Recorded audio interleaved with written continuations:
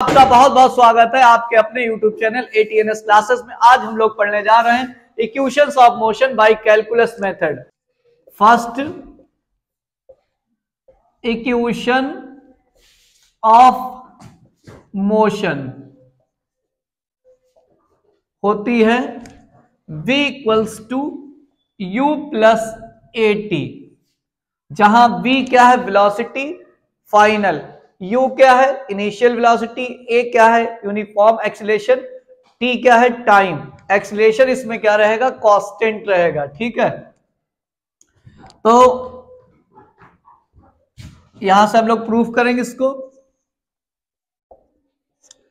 तो uniform acceleration a equals to हम पीछे पढ़ चुके हैं, dv इक्वल्स टू क्या होता है d upon dt, dv upon dt, यानी कि एक्सीलरेशन क्या वेलोसिटी में चेंज, टाइम के साथ साथ चेंज, इसको हम क्या बोलते हैं एक्सीलरेशन।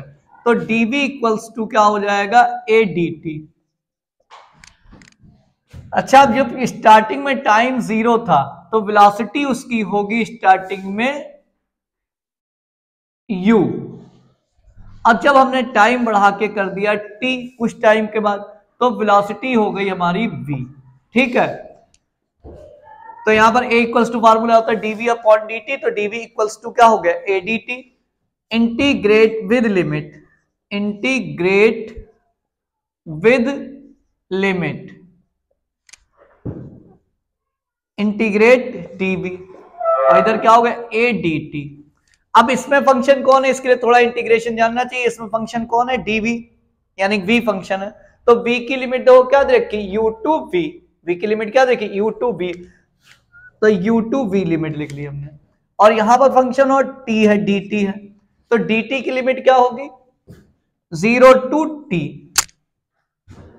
अब ये पीछे फार्मूले पढ़ाए जा चुके हैं। अगर इसमें 1 का इंटीग्रेट होता है, पीछे पढ़ा तो x 1 का इंटीग्रेट होता है, अगर dx लिखा तो 1 का x होगा, dt लिखा तो 1 का t होगा, अगर dv लिखा तो 1 का v होगा। तो यहां पे जब कुछ नहीं है वहां पर क्या है 1 है, और 1 का क्या होगा v, और लिमिट क्या होगी u टू v। इसमें ऐसी एक्सीलरेशन को हमने बाहर करके लिखा, जब एक्सीलरेशन बाहर आ गया तो यहां कुछ नहीं बचा, क्या 1 का इंटीग्रेट क्या होगा t होगा, और लिमिट कितनी हो गई 0 टू t। पहले क्या रखेंगे हम लोग अपर लिमिट, पहले क्या रखेंगे अपर लिमिट, तो v माइनस u, और a को ऐसे लिखा, और यहां पर क्या रखेंगे अपर लिमिट t और माइनस में लगते लोअर लिमिट, यानी t की जगह पर 0। अपर लिमिट t की जगह पर t आया, माइनस लोअर लिमिट क्या हो गया 0। तो v minus u equals to AT, तो v equals to u minus u को उधर लेकर प्लस हो गया, इधर लिखे दे रहा आपका छुटना जाए। v minus u equals to क्या हुआ AT, तो v equals to minus u को उधर लेकर कितना होगा u प्लस AT। ये हमारी first equation of motion prove होगी। ठीक, हम लोग प्रूव करेंगे second equation of motion. Second equation of motion, तो ये होता है s equals to ut plus half AT square. s क्या है डिस्प्लेसमेंट, u क्या इनिशियल वेलोसिटी, a क्या है यूनिफॉर्म एक्सीलरेशन, t क्या है टाइम। इसको भी हम लोग प्रूफ करेंगे। ठीक है, तो यह भी हमने बताया था, अगर टाइम t इक्वल्स टू क्या है 0 स्टार्टिंग में, तो इनिशियल वेलोसिटी होगी हमारी u, क्या होगी u, और उस टाइम कितना है 0, v इक्वल्स टू कितना है u, और स्टार्टिंग में हमारी डिस्प्लेसमेंट कितना होगा 0। ठीक है, अगर हम वेलोसिटी टाइम बढ़ा के कर देते हैं t, तो v इक्वल्स टू क्या हो जाएगा वेलोसिटी, और s इक्वल्स टू कितना हो गया जाके s। ठीक है, तो हम जानते हैं v इक्वल्स टू होता है फार्मूला ds अपॉन dt, यानी कि डिस्प्लेसमेंट में चेंज टाइम के साथ साथ, इसको हम क्या बोलते हैं वेलोसिटी। तो ds v equals to formula हो गया ds अपॉन dt, तो ds इक्वल्स टू क्या हो जाएगा v dt। क्या लिखेंगे इंटीग्रेट विद लिमिट, अब दोनों साइड में इंटीग्रेट कर लेंगे, तो ds इक्वल्स टू क्या हुआ जाकर v dt। और ये पीछे अभी हम प्रूव कर चुके हैं, v इक्वल्स टू क्या होता है u plus AT, first equation of motion. तो यहां पर क्या लिखेंगे ds equals to u plus at dt। अब इसकी लिमिट ले लेंगे, ds की लिमिट क्या मिलेगी? देखो स्टार्टिंग में पहले डिस्प्लेसमेंट कितना था 0 और फिर बाद में डिस्प्लेसमेंट हो गया s, तो यहां पर हो गया जाके 0 टू s।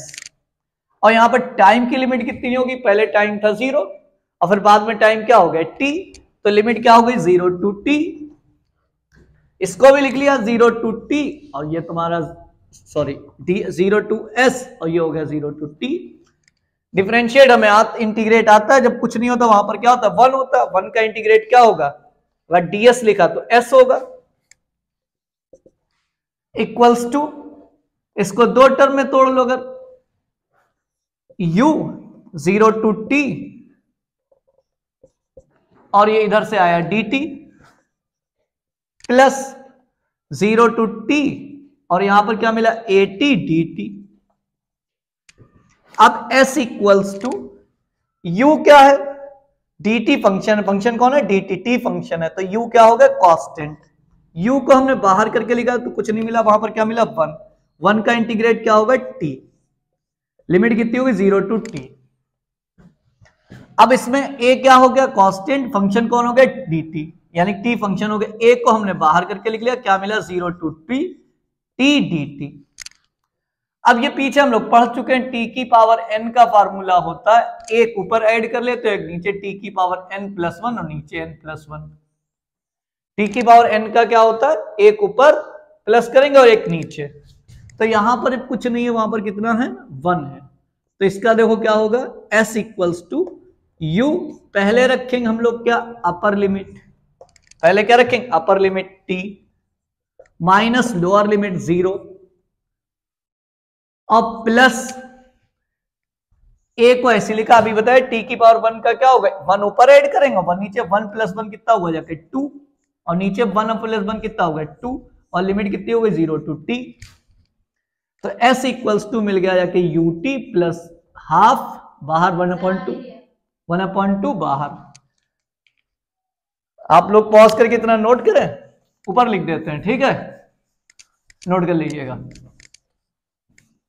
तो s इक्वल्स टू क्या मिला जाके? ut प्लस 1/2 a को ऐसे लिखा और t स्क्वायर, लिमिट क्या हो गई 0 to t।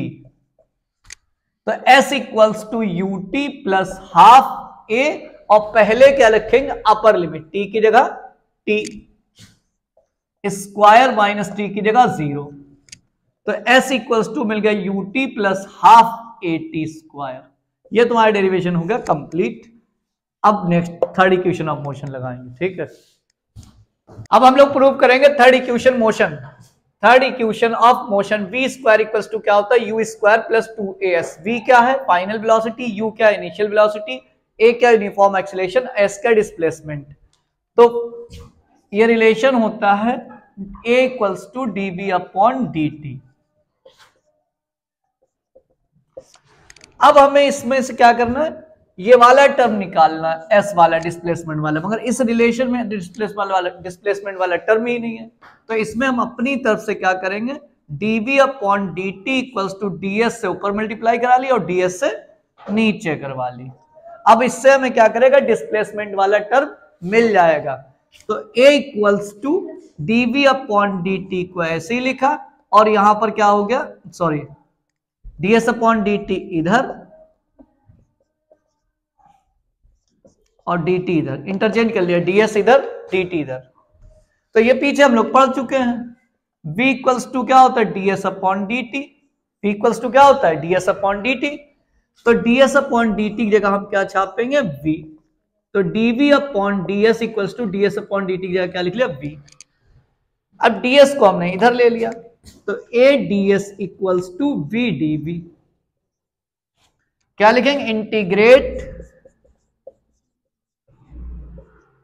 With limit, integrate with limit, तो दोनों साइड में इंटीग्रेट कर लेंगे। a ds equals to v dv और v की वैल्यू क्या होती है? Integrate with limit. अब इसमें लिमिट क्या लेंगे, ds दे रखा है, इसमें फंक्शन कौन है, s है, तो s की लिमिट अभी हमने पीछे लिखवाई थी, s की लिमिट देखो कितनी है 0 to s, 0 to s, तो s की जगह क्या लिखा हमने 0 to s, और इसमें फंक्शन कौन है v है, तो v की लिमिट क्या दे रखी u to v, v की लिमिट क्या दे रखी u to v, तो यहां पर क्या लिखेंगे u to v, तो a को हम बाहर करके लिख लेंगे, इसमें फंक्शन कौन ds है, तो a को s क्या है फंक्शन, a को हमने बाहर करके लिखा, तो यहां पे कुछ नहीं मिला 1, और 1 का इंटीग्रेट क्या हो जाएगा s, और लिमिट कितनी होगी 0 to s, और ये पीछे फार्मूला बताया जब यहां पर कुछ नहीं होता वहां पर क्या होता 1 होता, एक ऊपर ऐड कर लेते हैं और एक नीचे ऐड कर लेते हैं, तो यहां पर क्या लिखेंगे v 1 ऊपर ऐड करा तो v के बाद 2/2, और लिमिट कितनी हो गई u to v, तो a को ऐसे लिखा, पहले रखेंगे अपर लिमिट s की जगह s minus lower limit s की जगह पर 0, 1/2 को ऐसे लिख लिया, पहले क्या लिखेंगे अपर लिमिट, तो v की जगह v स्क्वायर और माइनस u, v की जगह u स्क्वायर। अब देखो ये a की अंदर कराई तो कितना हो गया as, और 2 जो अपॉन में इंटू में आ गया 2as, और इधर क्या मिला v square minus u square, सीधा करके लिख लो u स्क्वायर को इधर ले आया तो ये बन गया जाके v square equals to u square plus 2as।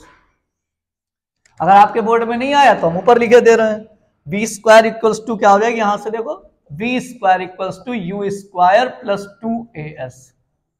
ये हमारी तीनों इक्वेशन प्रूव हो गई। अब हम लोग मिलते हैं नेक्स्ट वीडियो में, अगर समझ में आए तो लाइक करें और नेक्स्ट वीडियो किसका चाहते हैं उसका कमेंट करें।